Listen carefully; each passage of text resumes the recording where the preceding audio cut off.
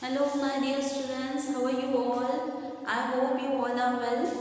Students, I am back with one more interesting topic of English grammar, which is related to the previous topic that we have discussed in your last lecture about finite and non-finite verbs.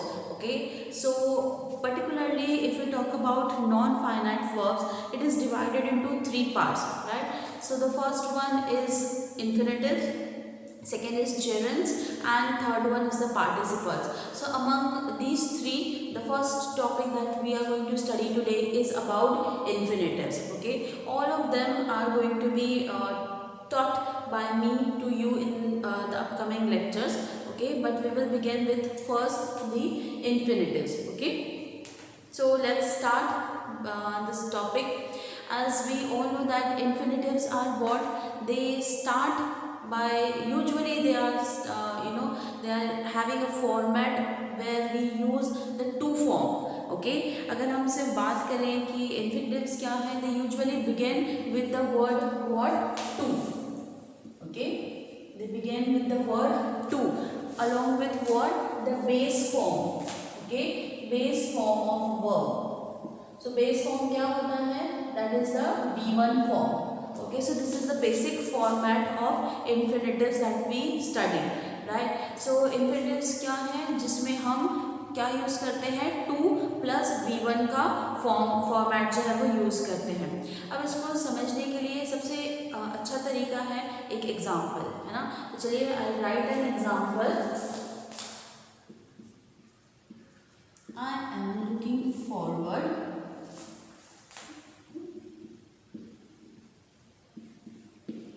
to meeting you. Now choose the correct word. Which one will you use? I am looking forward to meet you, or I am looking forward meeting you. What you are going to use here in the sentence? Is it to meet or is it meeting you? अब देखिए, जब मैंने आपसे कहा कि जब हम इन्फिनिटिव्स पढ़ते हैं तो हम हमेशा क्या यूज करते हैं, टू. अब यहाँ टू प्लस कौन सा फॉर्म है, बेस फॉर्म है. अब इसके बहुत सारे एग्जाम्पल हो सकते हैं, जैसे कि आप देखिए यहाँ पर हम टू रीड, टू लाफ, है ना. हम क्या कह सकते हैं, to eat, to run, to act, to cry. There are plenty of words that we can use for as a base form where verbs first form is used, like read, laugh, eat, run, act, cry, and many more other which are what, they are showing a certain kind of action, and action means what, verb, and they are present in what, they are present in verbs first form. Okay, along with the infinitive, that is to. So this is the basic format. But here if we are talking about the sentence, what I am asking you, choose the proper infinitive or choose the proper format. To plus what will come, to meeting you or to meet you, what will come. See here, if we are using this to plus V1 form, this format is known as what, infinitive, right? But there is also one more form which we use, that is to plus VING form. Now where it is used, देखिए कहाँ use होता है, to plus VING form. ये हमें use होता है particularly जहाँ पर हम एक पर्टिकुलर वर्ब जो है वो एक्ट कर रहा हो किसके जैसे, नाउन के जैसे. ठीक है, तो यहाँ इसका आंसर है मीटिंग यू, है ना. I am looking forward to meeting you, this is the right answer. अब आप सोचेंगे ये कैसे, होना तो ये चाहिए था, ये कैसे हुआ. तो चलिए इसको समझते हैं. इस आज के हमारे टॉपिक में जो हम पढ़ेंगे वो इसी बारे में है. Today what we are going to study is about what to choose, to plus V1 form और to plus VING form. See students, when you study about verbs base form or first form, I have come across that many students have confusion about it, what to use, right? क्या use करें यहाँ पर, V1 use करें या V2 use करें या V1. तो ING form, कौन सा फॉर्म यूज करना है, ये हमें बहुत कंफ्यूजन रहता है ना. तो हमें हमेशा याद रखिए कि अगर 2 + V1 है, ये फॉर्मेट है, तो वो क्या है, ये क्या है, इन्फिनेटिव्स है। अब देखिए हमारे पास वर्ब के कितने फॉर्म होते हैं, हमारे पास वर्ब के 5 फॉर्म्स होते हैं, है ना। कौन से होते हैं, V1, V2, V3, V4 and V5, बराबर है। अब फॉर एग्जाम्पल अगर हमें कोई भी सपोज वर्ब लेना है, अब वर्ब क्या शो करता है, एक्शन, राइट। तो चलिए वर्ड ले लेती हूँ मैं, प्ले, ठीक है। ये वर्ड का V1 फॉर्म क्या है, प्ले, इसके V2 फॉर्म होगा प्लेड, V3 फॉर्म होगा प्लेड, V4 फॉर्म होगा playing, okay, and V5 form होता है प्लेज, ठीक है। तो इस तरीके से ये 5 फॉर्म जो है वो हमारे पास है, जिसमें का V1 फॉर्म, ओके, ये होता है हमारा बेस फॉर्म, ओके, ये क्या है, हमारा बेस फॉर्म है। और इसीलिए जब हम 2 + V1 कहते हैं, इस फॉर्मेट को हम कहते हैं इन्फिनेटिव, ठीक है। इस फॉर्म को क्या कहते हैं हम, इन्फिनेटिव, यानी हम वर्ब का बेस फॉर्म जो है वो यूज कर रहे हैं, ओके, फर्स्ट फॉर्म जो है वो यूज करते हैं, ओके। बेस फॉर्म मतलब फर्स्ट फॉर्म, वर्ब का फर्स्ट फॉर्म जो है हम यहाँ यूज करते हैं। लेकिन अगर हम बात करें वर्ब के ING फॉर्म की, जो कि ये है V4 फॉर्म, है ना, तो ये कहाँ यूज हो रहा है, देखिए जब कभी भी आप कोई एक्शन ढूंढ रहे हो, है ना। अब यहाँ देखिए क्या मैं कह रही हूँ कि कोई एक्शन अगर आप ढूंढते हैं, एक्शन ढूंढना मतलब वर्ब को ढूंढ रहे हैं, कोई क्रिया ढूंढ रहे हैं, है ना। इसी को कहते हैं ना, आपने अपने प्रीवियस ईयर्स में इसके बारे में पढ़ा है ना, इन्फिनेटिव्स में ये फॉर्मेट यूज हुआ है, this is not the first time. तो वहाँ आप उन जगह पर जहाँ पर आपको ये सेंटेंस दिया हो, तो उस समय आप क्या ढूंढते हैं कि कौन सा एक्शन परफॉर्म हो रहा है ना, which form of verb it is going on, बराबर है। तो जब हम कोई एक्शन ढूंढ रहे होते हैं, कोई क्रिया ढूंढ रहे होते हैं, कोई कार्य ढूंढ रहे होते हैं, तो उस फॉर्मेट को हम इन्फिनेटिव्स कहते हैं। लेकिन ये बहुत इंपॉर्टेंट है, लेकिन ये बात ध्यान रखिए कि जब एक particular verb when it starts acting as a noun, okay, as a noun, it gives you what, verb fourth form. अब आप सोचेंगे कि नाउन कैसे, एक वर्ब नाउन कैसे बन गया। अब देखिए यहाँ पर नाउन हमें क्या बताता है, सिर्फ नाम, लेकिन वर्ब का ING फॉर्म ये किसको ढूंढ रहा है, ये बता रही है एक्ट करना है नाउन के जैसा। तो ये कॉन्सेप्ट जो है वो बहुत ही पावरफुल है ना। ये उस कॉन्सेप्ट को क्या कर रहा है, पावरफुल बना रहा है। कहाँ, जहाँ पर एक वर्ब किसके जैसे एक्ट कर रहा है, नाउन के जैसे एक्ट कर रहा है। तो जब टू के साथ हम VING फॉर्म, है ना, इसको यूज करते हैं, इस फॉर्मेट को, तो वो कहलाता है जिरन। क्या कहलाता है, वो कहलाता है जिरन। अब देखिए आपको जिरन अभी नहीं समझना है, ये सिर्फ आपको समझाने के लिए कि आप ING फॉर्म कब यूज करेंगे और फर्स्ट फॉर्म कब यूज करेंगे, इसलिए मैंने इसको लिया है। इस टॉपिक को हम इंडिविजुअली ही पढ़ेंगे, ठीक है।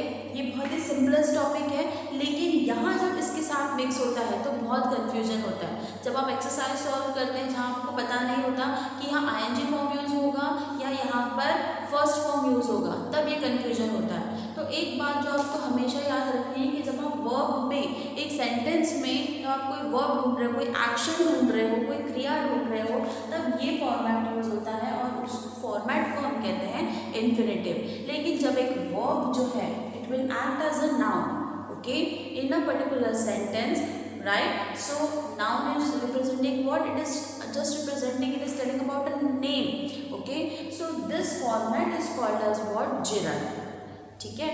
अब इसको डिटेल में मैं नहीं पढ़ाऊंगी, I am going to keep it as precise because this is not our topic, this is our topic, okay. But ये आपकी नॉलेज के लिए, आपको समझने के लिए कि क्यों मैं ये बार बार कह रही हूँ कि ये जेरंड, इस पर्टिकुलर पार्ट को जेरंड कहते हैं, इस पर्टिकुलर पार्ट को इन्फिनेटिव कहते हैं। क्योंकि जब आप एक्सरसाइज सॉल्व करेंगे तो ये बहुत ही कंफ्यूजिंग साउंड करेगा। ये आपके चैप्टर में कंबाइन दिया हुआ है, इंडिविजुअल नहीं दिया हुआ है, इसलिए आपको कैसी बहुत दिक्कत आएगी इसको समझने में और इसकी एक्सरसाइज को करने में, है ना। इसलिए ये वाला कॉन्सेप्ट ध्यान में रखिए कि वर्ब के हमारे जो 5 फॉर्म है उसमें का फर्स्ट साथ लगकर आता है, टू के साथ बेस फॉर्म लगकर आता है वर्ब का और उसे हम इन्फिनेटिव कहते हैं। अगर टू के साथ वर्ब का आईएनजी फॉर्म है तो उसको हम जेरंड कहते हैं। ठीक है, अब यहाँ पर मैं कुछ एग्जाम्पल्स लिख लेती हूँ। एग्जाम्पल्स लिखने के पहले अब देखिए, इसका अगर आप थोड़ा सा कॉन्सेप्ट पर ध्यान दें, है ना, तो हम यहाँ मैं बार बार कह रही हूँ कि हम यहाँ पर एक एक्शन ढूंढते हैं, है ना, यहाँ पर हम एक्शन ढूंढते हैं। तो देखिए, एक्शन ढूंढने का मतलब होता है कि हम एक क्वेश्चन है जिसका आंसर ढूंढ रहे हैं, दैट इज डू व्हाट। जब भी आप इन्फिनिटिव्स फाइंड आउट कर रहे हो, ओके, जब आप इन्फिनिटिव्स फाइंड आउट कर रहे हो तो आपको इस क्वेश्चन का आंसर पता होना चाहिए। उस सेंटेंस में आपको बताना चाहिए डू व्हाट मीन्स क्या करने के लिए।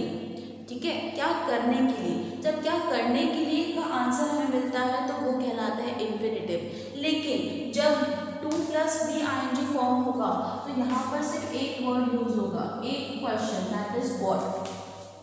ओके, टू व्हाट, तो वो होगा आपका वर्ब का आईएनजी फॉर्म यानी कि जेरंड फॉर्म।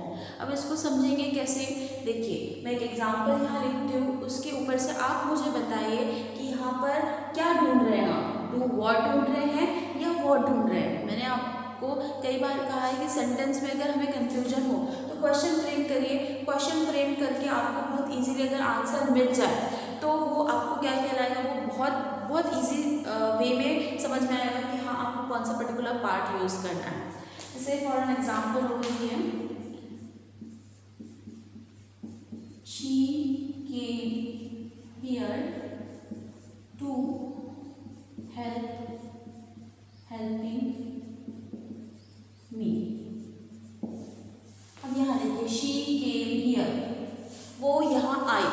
अब वो यहाँ आई में आप क्या क्वेश्चन पूछेंगे, टू डू व्हाट या व्हाट, क्या करने या क्या। वो यहाँ आई क्या, या वो यहाँ आई क्या करने। तो क्या करने आई है, वो मेरी हेल्प करने के लिए आई है ना। So to help is the answer. तो यहाँ पर क्या लगेगा, हेल्प क्या है, ये आपका V1 है ना। तो यहाँ पर कौन सा है, ये infinitive is the right answer, helping me नहीं आएगा। ठीक है, आप समझ रहे हैं, इसको बहुत अच्छे से समझिए कि कहाँ आपको यूज़ करना है ना। यहाँ पर भी मैंने इस क्वेश्चन को आपको समझाया कि किस तरीके से आपको फाइंड आउट करना है क्या, कि डू व्हाट कहाँ इन्फिनिटिव्स के लिए, व्हाट कहाँ टू प्लस बी का आईएनजी फॉर्म यूज़ करने के लिए। ओके, सो अब एक और एग्जाम्पल ले लेते हैं। I am going to market to buying vegetables। अब बताइए, I am going to market to buy और बाइंग वेजिटेबल्स, क्या आएगा, I am going to market, मैं मार्केट जा रहा हूँ। अब आप पूछेंगे का क्या, मार्केट जा रहा हूँ क्या, या क्या करने, मार्केट जा रहा हूँ क्या करने, to buy what, vegetables. Okay, to buy vegetables. So do what is your answer. Okay, तो ये भी क्या है, बाय क्या होता है आपको, ये भी आपका वर्ब का फर्स्ट फॉर्म है। ओके, तो यहाँ पर भी ये इन्फिनिटिव है। अब वापस से इसको लेते हैं, इस एग्जाम्पल को, I am looking forward to meeting you. I am looking forward, मैं आशा करती हूँ। अब आप पूछेंगे क्या करने की आशा करते हैं आप, या क्या आशा करती हैं आप, है ना। हम ये पूछते हैं ना, मैं सोचती हूँ, मुझे लगता है कि मैं आपसे फिर से मिलूँ, आपको देखूँ, ये हम कहते हैं, है ना, कि हम किसी अपने बहुत ही क्लोज रिलेटिव हो, है ना, कोई बेस्ट फ्रेंड हो, उसको जब हम वापस से मिलना चाहते हैं हम क्या कहते हैं, I am looking forward to. या कोई हम पॉजिटिव रिप्लाई चाहते हैं कि हाँ वो हमें, जैसे कोई हम जॉब के लिए अप्लाई करते हैं तो हम ये कहते हैं ना, I am looking forward to do what, है ना, क्या करने के लिए या क्या, ये डिफरेंस है। क्या चाहते हैं आप कि आपको उसका रिप्लाई आए, आपको वापस बुलाया जाए, आप वापस से उस पर्सन को देख सकें। तो क्या आप आशा क्या करते हैं क्या इज द वर्ड। मैंने अभी आपको बताया कि जब हमें व्हाट इसका आंसर मिले तो वो क्या होगा, वर्ब का आईएनजी फॉर्म। यहाँ इसीलिए I am looking forward meeting you, okay, I am looking forward to meeting you, right. So यहाँ पर to meeting you is the right answer. हमें हमेशा याद रखिए कि क्वेश्चंस जब पर्टिकुलरली सेंटेंसेस जब आते हैं तो इस तरीके का कंफ्यूजन होता है, हमें साउंड करता है to meet you is the right answer, है ना, लेकिन है नहीं। यहाँ पर हमें इसका क्वेश्चन क्या मिल रहा है, क्या करने की आशा है ना, क्या करने की उम्मीद है, क्या उम्मीद है। तो क्या जो है बस क्या का आंसर, व्हाट मतलब क्या, तो क्या का आंसर मिल जाए हमें तो वो वर्ब का आईएनजी फॉर्म होगा। ओके, सो इसके अलावा भी बहुत सारे एग्जाम एक्सरसाइजेस हैं जो हम करेंगे, जो अभी हम समझेंगे कि क्यों यहाँ पर ये यूज होता है। Let me just rub this, okay. So I hope that you have understood where to use 2 plus verbs first form and where to use 2 plus ing form. Like for an example, if I say he is addicted to smoking. What will you choose? Tell me, he is addicted to smoke or he is addicted to smoking. Obviously यहाँ पर he is addicted, वो addicted है। हम क्या पूछेंगे, क्या, to what, right? He is addicted to what? To smoking, है ना। We are not going to say to smoke, aren't we, है ना। We don't use this particular form of infinitive here because we are getting a question. We are getting an answer of this question, what, right? He is addicted to what? He is addicted to smoking, right? So there are certain phrases that are particularly used for 2 plus ing form, okay, other than the verbs first form. तो 2 plus verb ing form में ये particular जो है phrases use होते हैं other than what? This infinitive. इसके अलावा ये वाले जो फॉर्म है ये यूज़ होते हैं, जैसे कि look forward to, then we will use verb ING form, addicted to ING form, verb ING form will be use, okay, accustom to, with a view to, prone to, in addition to, give to, owing to, prove to. So these are certain phrases where verbs ing form is used other than the verb base form, okay, or the first form. So these are important, kindly note it down, that so that whenever you have certain kind of phrases in a sentence particularly and then a verbs ing form or verb first form is used, always use the verb ing form, okay. Now here are certain examples I have written. Let's check which form we will use. Rahul is prone to make or making mistake. Rahul is prone to do what or to what? What question we will use? Obviously what. वो किसका आदि है? Making mistake. Okay? To make mistakes नहीं. He is prone to, है ना? वो किसका habitual है? Making mistakes. किसका? क्या बात, कौन सी बात, है ना। तो यहाँ पर what का to making mistake, right? So here make won't be the answer, okay. We must avoid drinking. We must avoid what? We must avoid drinking, okay. We must avoid to drink नहीं आएगा वहाँ पर, we must avoid drinking. So such kind of sentences makes us very confused. Don't get confused, just ask the question, what proper answer you are getting will be the correct non-finite verb, okay. Vikas came here. Now Vikas came here to do what? To write, okay, to write a letter. Writing a letter won't be the correct answer. क्या करने, ना, क्या करने मतलब do what. तो do what किस लिए use होता है? हमारे infinitive के लिए. So यहाँ क्या आएगा? To write a letter. Are you addicted to gamble or gambling? Are you addicted to what? किससे आदि हो तुम? Gambling से, okay. So gambling is the correct answer. It is difficult to solving this sum. ये बहुत difficult difficult है। क्या करना, क्या करना, do what is difficult to do, to solve, okay, this is the right answer, solving this sum नहीं आएगा। to do क्या करना, क्या करने का बहुत डिफिकल्ट है, इस प्रॉब्लम को सॉल्व करना या इस सम का सॉल्यूशन निकालना, ओके, उसको सॉल्व करना। तो यहाँ पर to solve is the correct answer. This was all about infinitive.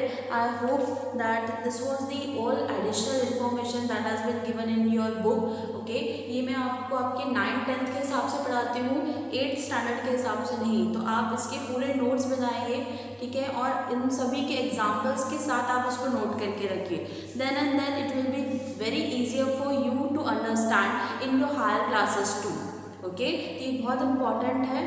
I hope that you have understood today's topic in a very proper way. Do note down all the particular examples that I have taken over here, all the phrases where the verb ing form is going to use. Okay, good day students, take care.